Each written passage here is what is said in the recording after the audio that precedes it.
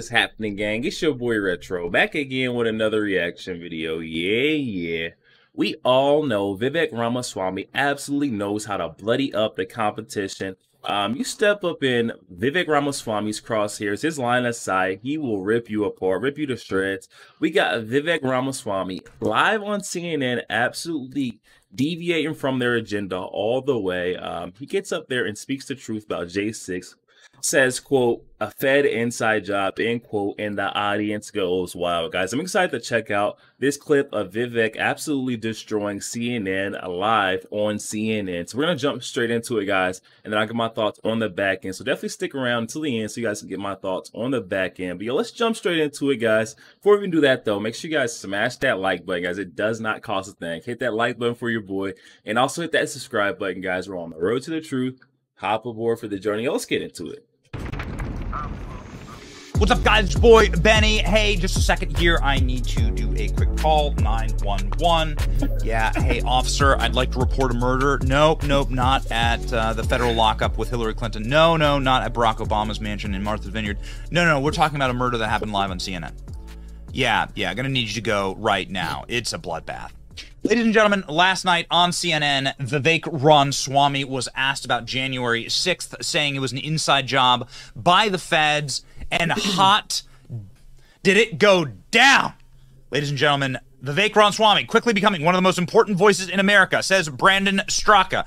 I could watch Vivek Ramaswamy throwing facts on CNN over and over again. Vivek Ramaswamy shuts down CNN and Abby Phillip as she tries to interrupt him for 3 minutes straight while he calls out the government for framing January 6ers. And on the establishment does not approve of this message. And on why didn't CNN allow Vivek to speak and immediately cut him off when he suggested that there have been so many federal agents at the Capitol ground. And on CNN won't let up on January 6th. Ladies and gentlemen, Tim Cass saying this is flames. What happened yesterday and what was the setup? The setup was that during the last debate, Vivek Ramaswamy said that January 6th was an inside job. Have a listen. 3 of my other colleagues on this debate stage is all 3 of them have been licking Donald Trump's boots for years for money and endorsements. Ron DeSantis, you've been a great governor, but you would have never been one without actually begging Donald Trump for that endorsement. And you attacked him in your book a year ago. Same thing with Chris Christie as a lobbyist, begging them for COVID money for his special interests in New Jersey, prepping him for the debates last time around. These people are now Monday morning quarterbacking some decision he made. I think the real enemy is not Donald Trump. It's not even Joe Biden. It is the deep state that at least Donald Trump attempted to take on. And if you want somebody who's going to speak truth to power, then vote for somebody who's going to speak the truth to you. Why am I the only person on the stage, at least, who can say that January 6th now does look like it was an inside job? That the government lied to us for 20 years about Saudi Arabia. Listen to that applause line. Okay, so on stage during a CNN town hall, Vivek was asked, what do you think about January 6th? Vivek Ramaswamy spars with Abby Phillip over January 6th at town hall. Now, here we go. The thing that CNN will not allow is truth on their network, and so they interrupted Vivek every time he tried to make a point. Nonetheless, he defeated soundly Abby Phillips, even while she was screaming, crying, seething, and sniping at him. Watch this. About something that you said at the debate last week. You used the phrase inside job to describe what happened on January 6th. The next day, Capitol rioter Alan Hostetter highlighted your comments at his sentencing. He is going to prison for 11 years. Hostetter threatened members of Congress. How embarrassing that you're like reading this question off a note card. Like, do you not? There's no. I see no note cards for Vivek. You have to sit there and like have your giant prompts. How unbelievably unprepared, unprofessional, and unimpressive these people are. He brought a hatchet, knives, pepper spray, stun batons, tactical gear to the U.S. Capitol. Are you concerned that a convicted felon like that is now promoting your comments in court? So here's my concern, Abby, and I want to tell you guys where I'm at.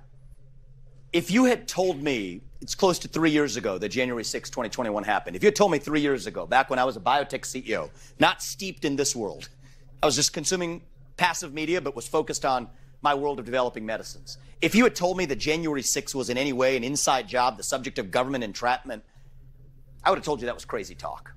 Fringe conspiracy theory nonsense. I can tell you now, having gone somewhat deep in this, it's not.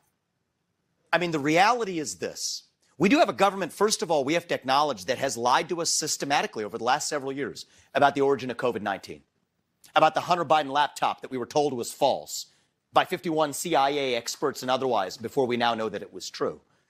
You can go straight down the list, the Trump-Russia disinformation collusion hoax, all of it. Now we come to January 6th.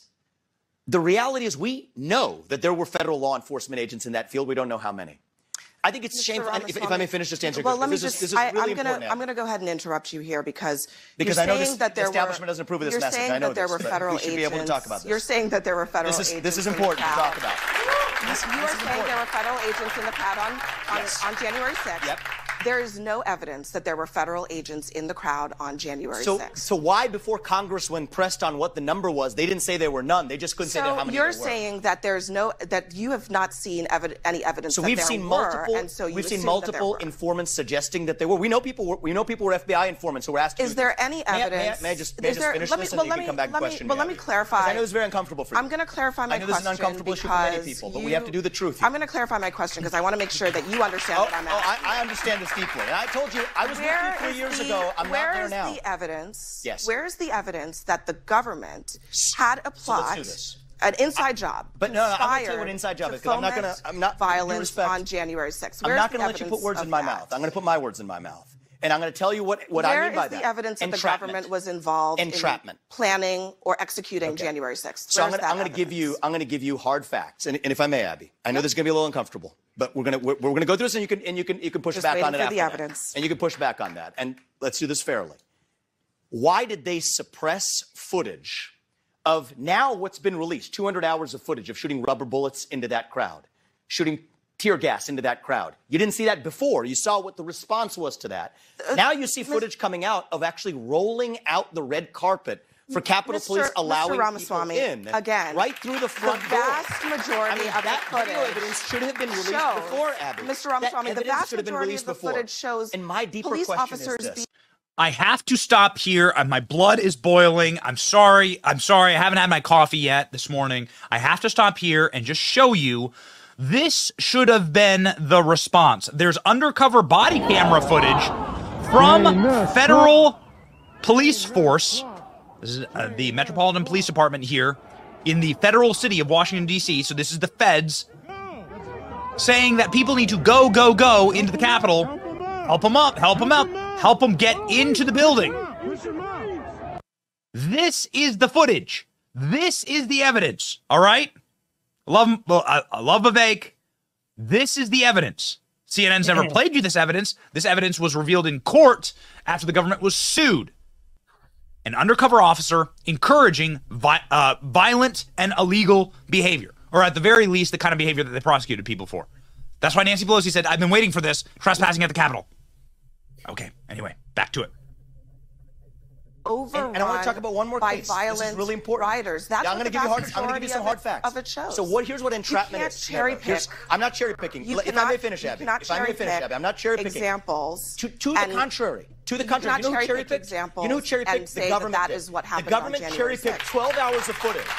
When there was 200 hours of footage. So cherry picking was the government, not me. Release the whole thing. And let me just finish one thing too, because this is super important as a topic. So I think this is a civil libertarian issue of our time. Gretchen Whitmer's kidnapping. I want to be really clear on this, because it's the same issue in the same FBI, same even part of the FBI. 3 people who were in an alleged plot to kidnap Gretchen Whitmer were acquitted at the end of trial because it was entrapment. That is, government agents put them up to do something they otherwise wouldn't have done. They gave them credit cards with spending limits of up to $5,000, encouraged them to buy munitions, plan something they weren't otherwise willing to plan. So much so, and I want people at home to know this, especially CNN viewers to know this, is that one of the jurors went to those defendants and apologized afterwards, gave him a hug, apologized, seeing what the government had put a poor guy up to who had to go to some Mexican restaurant across the street to get hot water. These people were exploited with credit cards up to $5,000. FBI agents putting them up to a kidnapping plot that we were told was true but was entrapment. Same thing with the Capitol Police. People letting them in freely. Many of those people then being charged. Look, the government cannot put you up to do something and then charge you for it. That's wrong. I don't want to have to. Wrong to the left, or the right. I don't want to have to. I don't want to have to interrupt you. I really don't. But I don't want you to mislead the audience here or at home. I don't want to have to interrupt you. Mainstream media. I don't have to interrupt you, but I will interrupt you. How about this clip of Nancy Pelosi saying it was an inside job? That one of the debaters said it was an inside job. Is an inside job on the part of Donald Trump and his henchmen in the Congress of the United States. Get out of here.